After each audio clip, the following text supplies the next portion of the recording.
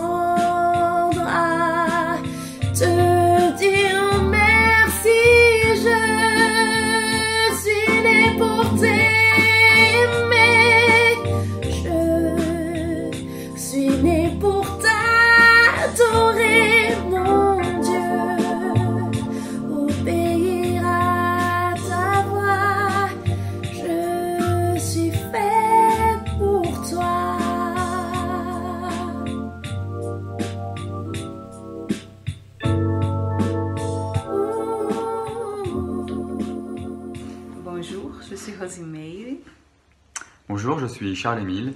Nous vivons à Lyon 6e avec nos 3 enfants, Esther, Néoma et Pablo.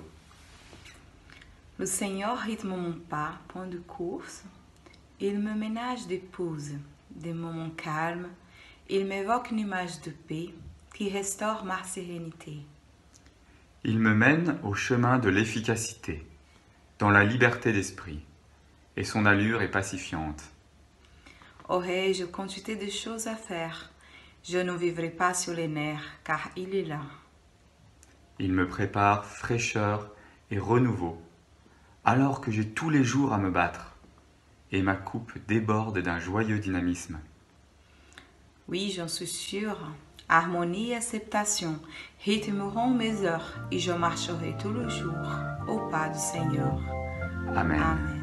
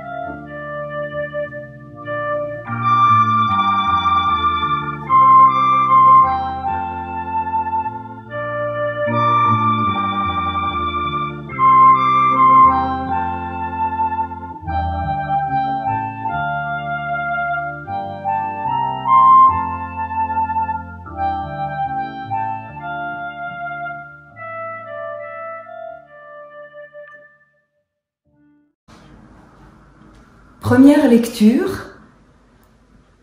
1 Corinthiens 15, versets 1 à 14. Frères, je désire vous rappeler maintenant la bonne nouvelle que je vous ai annoncée, que vous avez reçue et à laquelle vous êtes fermement attachés. C'est par elle que vous êtes sauvés, si vous la retenez telle que je vous l'ai annoncée. Autrement, vous auriez cru inutilement. Je vous ai transmis avant tout cet enseignement que j'ai reçu moi-même. Le Christ est mort pour nos péchés, comme l'avaient annoncé les Écritures. Il a été mis au tombeau et il est revenu à la vie le 3e jour, comme l'avaient annoncé les Écritures.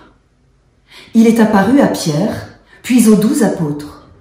Ensuite, il est apparu à plus de 500 de ses disciples à la fois. La plupart d'entre eux sont encore vivants, mais quelques-uns sont morts.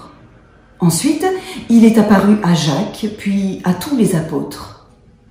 Enfin, après eux tous, il m'est apparu aussi à moi, bien que je sois pareil à un être né avant terme. Je suis en effet le moindre des apôtres. À vrai dire, je ne mérite même pas d'être appelé apôtre, car j'ai persécuté l'Église de Dieu.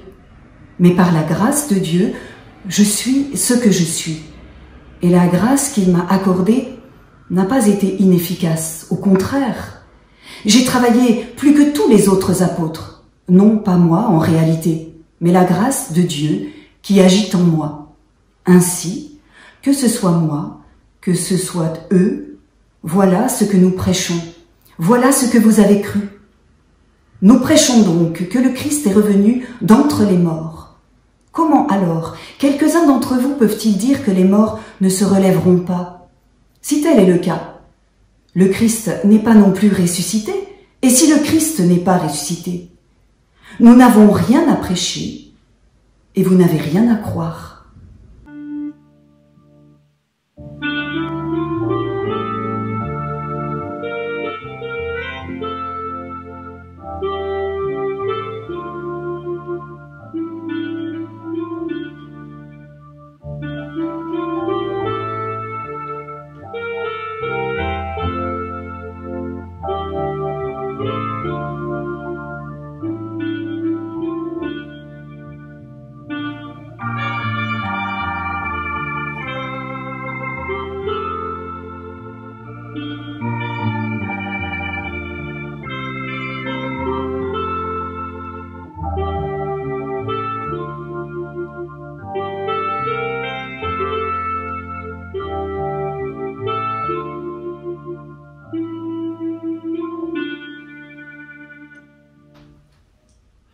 Quelle espérance annoncer aujourd'hui en ce temps de crise aiguë, à la lumière de Pâques que nous venons de célébrer. En me posant cette question, tout de suite, j'ai pensé à Jérémie, que l'on qualifie un peu vite de prophète de malheur parce qu'il a eu, effectivement, à annoncer à son peuple un malheur. Il a été mêlé, bien malgré lui, à un des événements les plus dramatiques de l'histoire de son peuple, l'exil à Babylone. Et précisément, il a commencé à prophétiser un tout petit peu avant l'exil, entre 609 et 590. C'est-à-dire avant que Jérusalem ne tombe entre les mains de Nabuchodonosor et soit détruite par lui, et donc avant les premières déportations à Babylone. Et en fait, il y a un débat entre les prophètes. Ils ne sont pas tous sur la même longueur d'onde.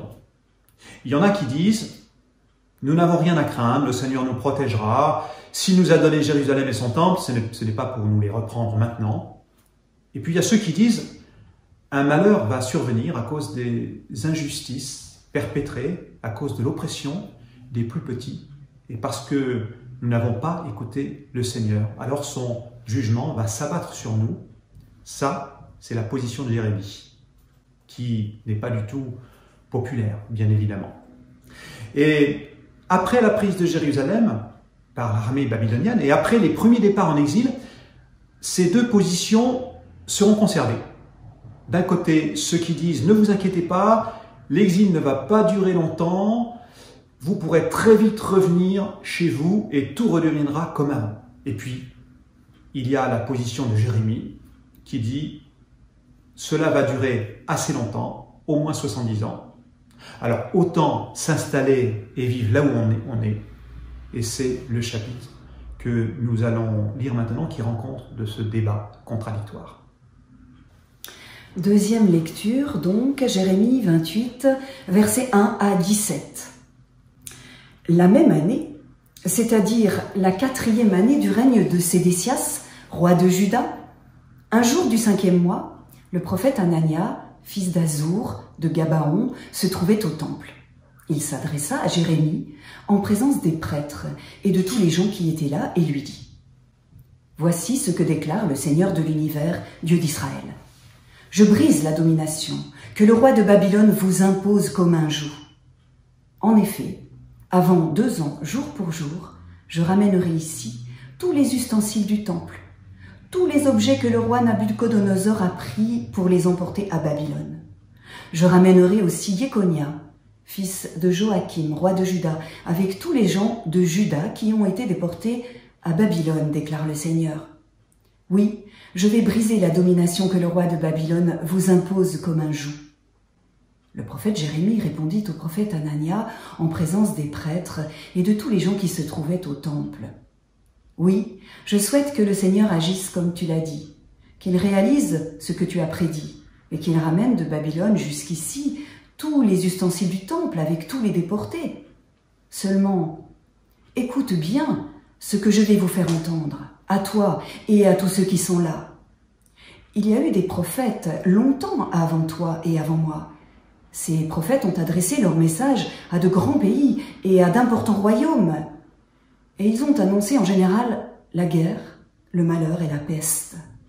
Mais quand un prophète annonce du bonheur, comment savoir si ce prophète est vraiment envoyé par le Seigneur? Eh bien, on le saura quand ce qu'il a annoncé se réalisera. Alors le prophète Anania prit le joug que le prophète Jérémie portait sur les épaules et le brisa. Puis, il dit en présence de tous ceux qui étaient là, « Voici ce que déclare le Seigneur. Avant 2 ans, jour pour jour, je briserai de la même manière la domination que Nabuchodonosor, roi de Babylone, impose comme un joug à toutes les nations. » Alors, le prophète Jérémie s'en alla de son côté. Mais après que le prophète Anania eut brisé le joug que Jérémie portait sur les épaules, Jérémie reçut cette parole du Seigneur. « Va dire à Anania, voici ce que déclare le Seigneur. Puisque tu as brisé un joug de bois, tu devras le remplacer par un joug de fer. » Et Jérémie ajouta, « Voici en effet ce que déclare le Seigneur de l'univers, Dieu d'Israël. Je place un joug de fer sur les épaules de toutes les nations de cette région. Elles devront être soumises à Nabuchodonosor, roi de Babylone. Je lui soumettrai même les bêtes sauvages. » Puis Jérémie dit encore au prophète Anania, « Écoute bien, Anania, le Seigneur ne t'a pas envoyé. Tu as poussé ce peuple à croire à des mensonges. Voici ce que le Seigneur déclare donc. Il va débarrasser la terre de ta personne. Avant la fin de cette année, tu seras mort, car tu as poussé le peuple à s'opposer au Seigneur. Le prophète Anania mourut effectivement au cours du 7e mois de cette même année. Au préalable, je commencerai par dire que cette représentation d'un Dieu tout-puissant qui décide de tout ce qui arrive, qui envoie aux uns des malheurs et aux autres des bonheurs, cette représentation-là n'est pas la mienne. Elle est certes celle du prophète Jérémie, mais Jésus ne la reprend pas à son compte. Davantage, il la remet radicalement en cause dans sa chair même, en allant jusqu'à subir la mort la plus infamante et la plus dégradante qui soit, sur une croix. À la lumière de ce drame, et à la suite de Paul que nous venons de lire, je comprends que Dieu se révèle dans un dénuement et une faiblesse totale, et non pas dans une toute-puissance vindicative et assassine. Cela étant dit, le prophète Jérémie a tout de même à nous apprendre. Réinterpréter à la lumière des évangiles, sa prophétie ne perd rien de sa pertinence et de son actualité. Et d'abord, partons de cette question qui nous occupe: quelle espérance annoncer aujourd'hui en ce temps de crise aiguë, c'est-à-dire en cette période inquiétante où l'avenir nous semble si incertain parce que nous sommes empêtrés dans une crise aux dimensions multiples, sanitaires, écologiques, économiques et sociales. Est-ce que dans ce contexte, le mot « espérance » a encore un sens, et si oui, lequel?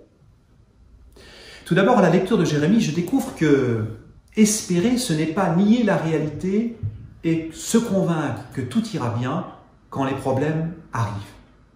Jérémie est lucide. Il accepte de voir la réalité en face. Manifestement, il prend le temps d'observer l'actualité. Il prend la mesure des enjeux internationaux, des rapports de force entre pays. Il ne se berce pas d'illusions. Il refuse les fausses promesses. C'est en cela qu'il se distingue du prophète Anania, qui lui n'hésite pas à annoncer ce que ses contemporains ont envie d'entendre, quitte à être déconnecté du réel. D'ici peu, affirme-t-il, tout sera comme avant. Vous pourrez revenir chez vous, reprendre une vie normale.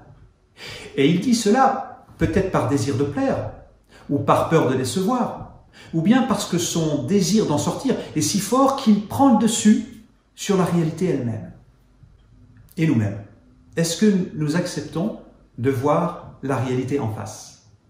Autrement dit, est-ce que nous prenons bien la mesure de ce que cette crise sanitaire nous révèle sur notre façon de vivre et sur ce qui pose problème dans notre rapport à la nature, nos relations les uns avec les autres, et dans ce que nous avons défini comme priorité? Espérer, en ce temps de pandémie, ce n'est pas penser que l'on va pouvoir retrouver la vie d'avant, c'est-à-dire restaurer ce qui a été altéré par la crise sanitaire. Vous savez, un peu comme on restaure une façade abîmée par le temps, on essaie d'effacer ces moments du passé qui nous dérangent, on les considère comme des parenthèses, sans impact sur notre présent. On fait comme si rien ne s'était passé. Mais cela n'est pas viable très longtemps, car la réalité finit par nous rattraper un jour ou l'autre. Essayer de l'occulter ou de l'oublier ne sert à rien, au contraire, car cette réalité, elle nous revient en boomerang, un jour ou l'autre. Alors plutôt que pratiquer la politique de l'autruche, si nous acceptions de regarder tout ce que cette crise sanitaire met en cause, regarder pour mieux assumer ensuite. Reconnaissons-le d'abord, nous faisons l'expérience d'un échec sur le plan sociétal. Nous pensions que notre monde technicien, performant, connecté, prévoyant, allait nous préserver de ce type de fléau. Et ce n'est pas le cas. Et tout à coup, nos illusions de maîtrise et de pouvoir volent en éclats. Ou bien nous pensions qu'une économie fondée sur le dogme de la croissance allait nous garantir prospérité et bien-être. Nous pensions qu'il fallait tout miser sur les lois du marché et la recherche de profit, et nous touchons plus que jamais les limites de ce système, en prenant soudain conscience de la nécessité d'investir davantage dans nos services publics, et en particulier nos hôpitaux, la recherche médicale, même si cela coûte cher. Ou encore nous pensions pouvoir disposer de la nature comme si elle était notre bien propre. détruire des forêts entières, des écosystèmes par milliers, pour étendre nos constructions toujours plus loin. Et nous découvrons que les pandémies proviennent en partie d'un manque d'espace habitable pour les autres espèces de vivants. Enfin, il faut le souligner aussi, cette crise révèle en positif le dévouement d'un grand nombre de personnes, soignants, chercheurs, artisans, commerçants, agents de l'État, éboueurs, salariés ou bénévoles d'associations, prêts à donner beaucoup plus pour le bien commun. Cette crise révèle l'importance des solidarités de voisinage ou de quartier qui se tissent pour venir en aide aux plus vulnérables. Tout cela me ramène à l'événement de Pâques que nous venons de célébrer. En effet, proclamer la résurrection du Christ, c'est parler d'une puissance de vie qui jaillit au creux de la mort. Une puissance qui se révèle dans les traits d'un crucifié paradoxalement. C'est-à-dire dans ce qui est vécu comme un échec par les disciples, dans un premier temps en tout cas. La résurrection du Christ n'efface pas la mort et l'échec. Au contraire, elle en révèle le sens. Le seul sens possible, qui est que cette mort bien réelle, Dieu va la transformer en vie. Cet échec assumé, Dieu va le transformer en puissance créatrice. Plus concrètement, cela signifie qu'il y a là un avenir possible, un chemin qui s'ouvre au creux même de nos impasses d'hommes et de femmes. Assumer nos échecs et notre vulnérabilité plutôt que les nier, c'est le début d'un chemin possible. Reconnaître notre incapacité à détenir la pleine maîtrise de notre vie et de notre avenir, accepter de remettre en cause ces dogmes ou ces fausses certitudes sur lesquelles nous avions fondé notre assurance, en particulier sur le plan économique, c'est le commencement d'une recréation, d'une autre vie possible. Et le cheminement de Jérémie est exemplaire sur ce point. Même si Jérémie ne connaissait rien au sujet de Jésus, bien évidemment, puisqu'il a vécu 7 siècles plus tôt, il n'empêche que d'une certaine manière, il annonce ce que Jésus va révéler pleinement. Il le préfigure. En effet, ce qui différencie fondamentalement Jérémie d'Anania, dans le récit que nous avons lu, c'est l'ouverture de Jérémie à l'altérité. Je veux dire son ouverture à un autre que lui-même. Et à contrario, ce qui définit Anania, c'est d'être refermé sur lui-même. Cela se manifeste de plusieurs façons. Alors qu'Anania tient un discours qui se répète et tourne en rond, Jérémie d'abord se met à l'écoute des autres prophètes, puis à l'écoute de Dieu. Alors qu'Anania parle de la part de Dieu sans avoir été envoyé par lui, Jérémie, dans un premier temps, n'ose pas parler de la part de Dieu. Il parle d'abord en son nom propre, en disant « je pense »,« je crois que », et puis il finit par s'en aller face à l'obstination pleine de certitude d'Ananias. Et Dieu alors va le chercher dans sa solitude pour l'envoyer à nouveau parler de sa part à Ananias et à tout le peuple. Enfin, alors que le projet énoncé par Ananias, c'est le statu quo, c'est revenir à la case départ sans aucune remise en cause, le projet énoncé par Jérémie passe bien par un changement profond d'attitude, une conversion du cœur qui ouvre sur une autre vie possible. Ainsi, à la lumière de cette histoire, et aussi à la lumière de la résurrection du Christ, je comprends que notre existence n'est pas refermée sur elle-même et sur notre ego, car une brèche vient ouvrir cette autosuffisance dans laquelle nous nous installons si souvent. Elle vient ouvrir nos prétentions de totale maîtrise. Une faille lézarde nos certitudes et nos dogmes. Et dans cette faille, dans cette brèche, s'engouffre la parole du tout autre avec un grand A.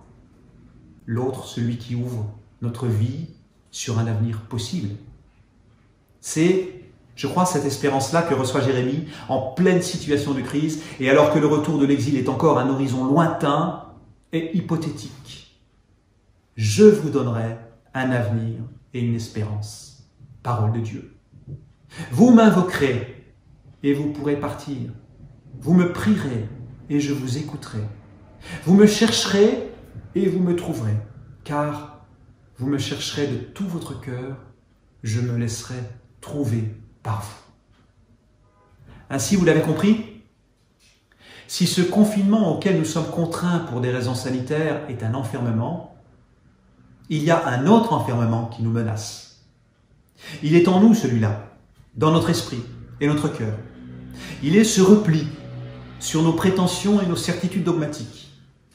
Il est dans le refus d'écouter quelqu'un d'autre que ce soit, dans le refus de se laisser interpeller.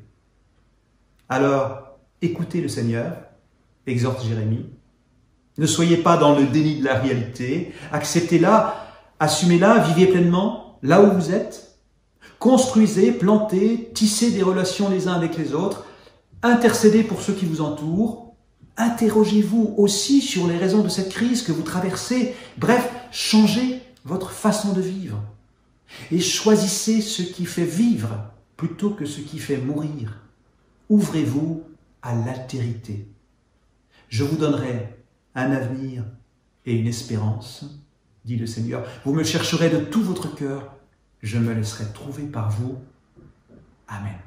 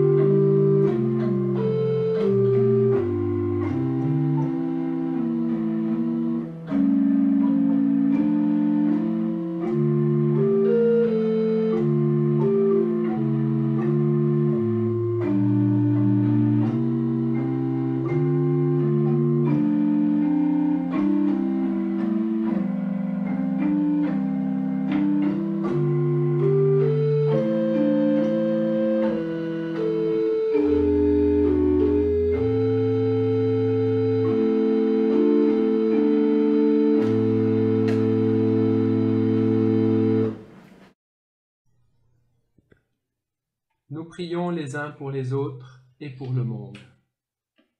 Notre Père, l'actualité du monde est cette pandémie qui affecte tous les pays, qui oblige plus de la moitié de l'humanité à interrompre toute activité et à vivre confinée, qui affecte beaucoup de rapports dans le monde entre les États, entre les êtres humains.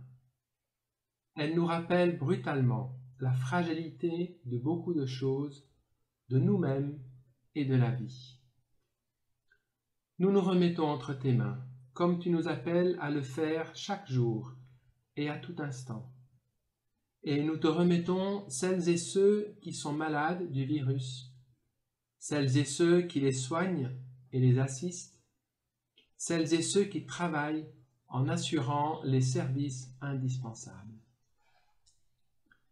Mais cette actualité n'est pas la seule et elle ne doit pas masquer et nous faire oublier des drames en cours. Les tensions et les violences dans les familles, les couples, les foyers, et que le confinement peut exacerber. Les guerres et l'oppression en cours en Syrie, en Libye, au Yémen, le désespoir social au Liban, au Chili, à Hong Kong, les catastrophes naturelles comme les nuages de criquets pèlerins qui détruisent les cultures en Somalie, en Éthiopie, au Kenya. Père, prends pitié, toi qui commandes au vent et à la mer. L'urgence climatique, l'urgence sanitaire, l'urgence économique devant la chute des revenus, tout cela peut nous submerger, Père, et générer angoisse et détresse. Que ton Église soit fidèle à l'annonce heureuse de la bonne nouvelle. Toutes ces urgences n'auront pas le dernier mot. Le dernier mot, c'est toi qui l'auras, Père. Oui, c'est toi qui l'as, et tu l'as déjà prononcé en ressuscitant ton Fils Jésus et en nous ressuscitant avec lui dans le baptême. Père, donne communion de foi et d'amour à tous les baptisés. Et nous rassemblons toutes nos autres demandes dans la prière que Jésus nous a enseignée. Notre Père qui es aux cieux, que ton nom soit sanctifié, que ton règne vienne, que ta volonté soit faite sur la terre comme au ciel. Donne-nous aujourd'hui notre pain de ce jour. Pardonne-nous nos offenses, comme nous pardonnons aussi à ceux qui nous ont offensés. Et ne nous laisse pas entrer en tentation, mais délivre-nous du mal. Car c'est à toi qu'appartiennent le règne, la puissance et la gloire, pour des siècles et des siècles. Amen.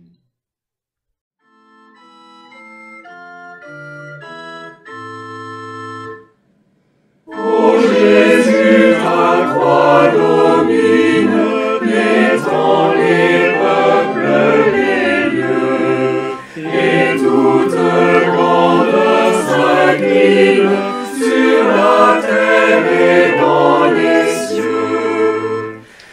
Dans les pages du Saint-Livre, les prophètes ont chanté ta mort qui nous fait revivre, ô Jésus ressuscité.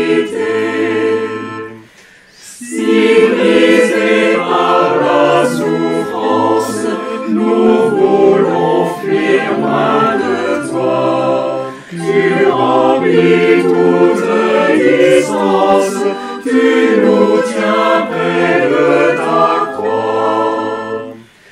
Par la joie ou par la peine, quand nous passons chaque jour, c'est ta voix qui nous entraîne sur les pas de ton amour. Ô Jésus, ta croix domine les temps, les peuples, les lieux, et dans ta gloire divine, bientôt tu viendras des cieux.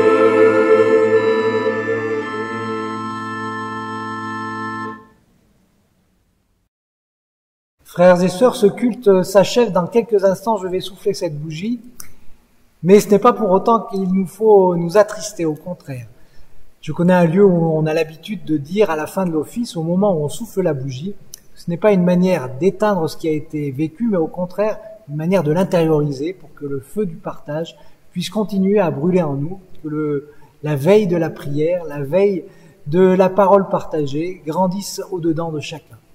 Alors, c'est ce que je vous souhaite pour cette semaine, que vous puissiez vivre de la parole que nous avons reçue ensemble et qu'elle puisse grandir en nous, illuminer toute notre vie et réchauffer nos cœurs.